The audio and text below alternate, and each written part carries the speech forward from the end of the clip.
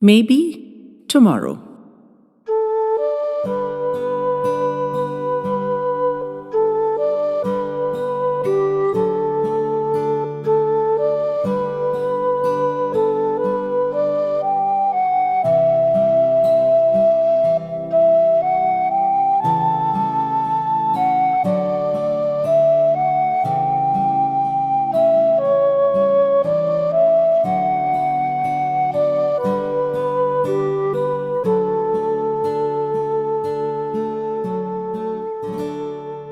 Thank you, Vikram.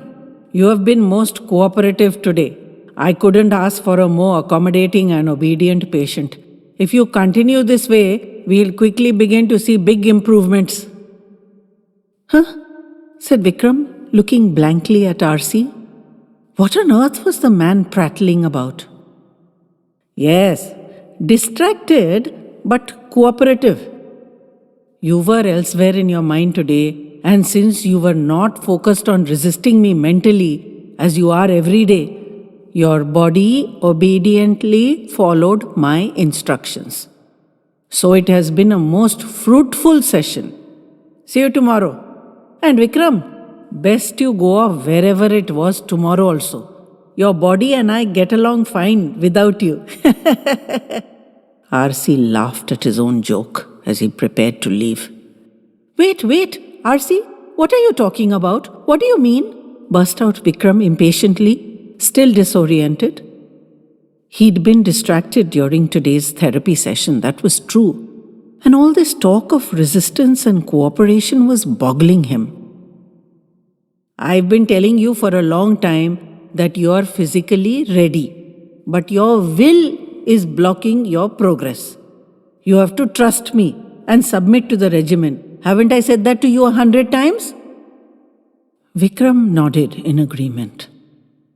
Ravichandran was an excellent therapist, his hands having as much power to soothe as his pushing manner had to anger. He always carried an air of positivity. On his own bad days, and there'd been plenty of those, that attitude had been particularly galling. And though RC was only there to help him, he'd often been uncooperative to the point of hostility. However much RC told him he could be better, he wouldn't let himself believe it. He wouldn't let himself hope. He'd lost too much.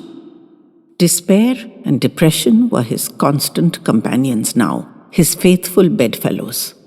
And hope was a dangerous interloper. What if he should befriend it again, and it were to let him down again? No, he couldn't go down that black path again. Whatever small island of peace and solitude he'd put together, it had been hard fought for, and he wouldn't let RC or anyone else bring those crazy tempests back to its shores. And so he'd been doing exactly what RC said, resisting him with his will.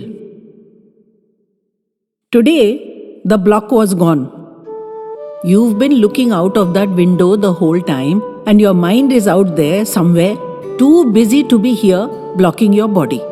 So I took full advantage of the situation and ran a small test. Every movement has been performed successfully and promptly, and your body and I have made huge strides. I've confirmed what I've been saying all along. So, I don't want you here tomorrow or any other day. You can put your mind out of the window and go off wherever you want to. And after a few months, I will return your body to you in good working order. Confidence rang in RC's voice, and his eyes positively sparkled with triumph. Vikram could see that he meant all that, and it was throwing him for a six.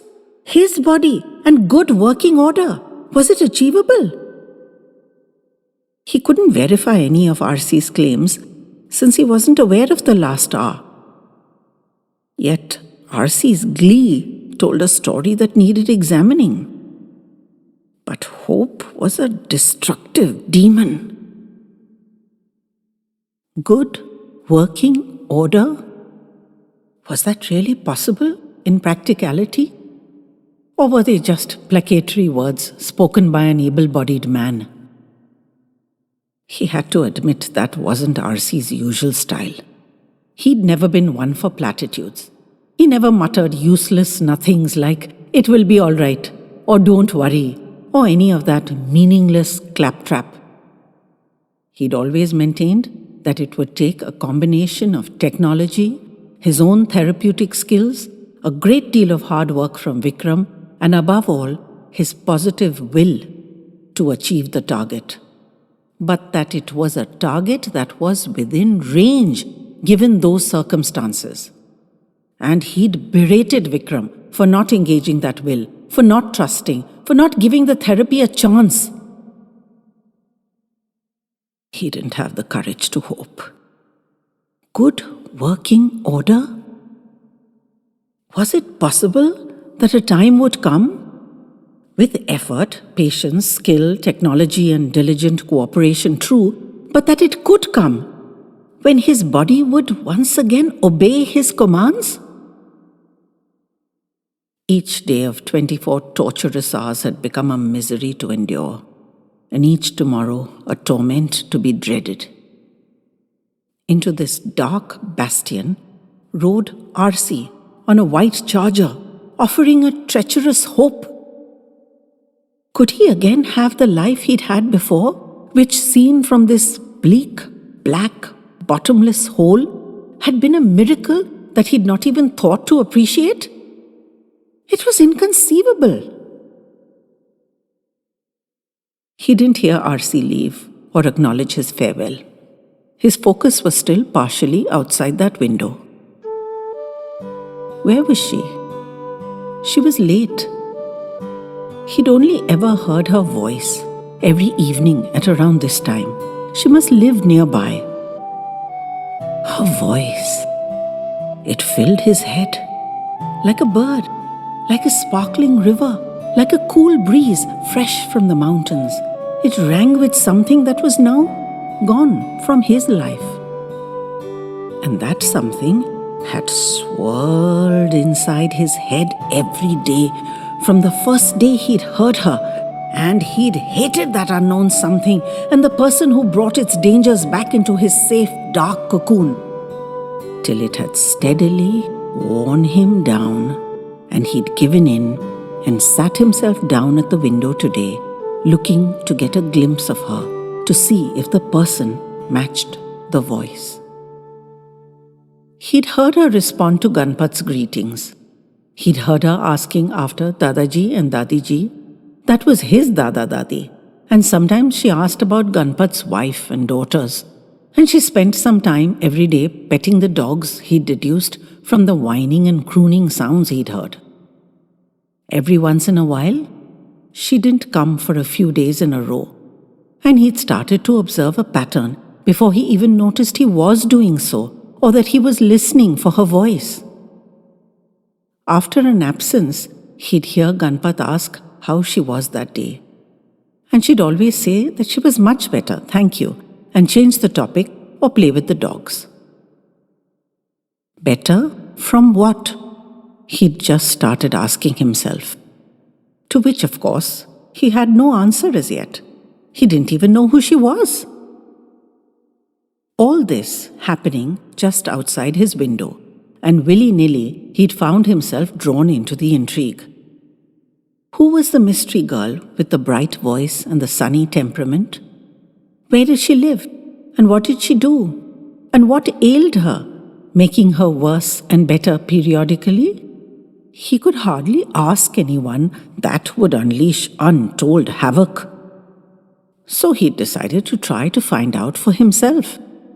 And then R.C. had chosen exactly that time to make his appearance. Naturally, he couldn't tell him he was unavailable. And so he'd gone through with it.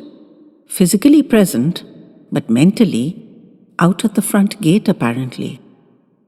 Which seemed to have brought R.C. great joy. He finally acknowledged that it was too late for her. She wouldn't be coming. He felt an inordinate disappointment. Perhaps it wasn't one of her better days. As he pushed himself, mentally and physically, away from the window, it dawned on him that after a long, long time, he was feeling a flicker of something other than frustration or rage. It was just curiosity, he reassured himself, nothing more than that. But he had to admit it was a change.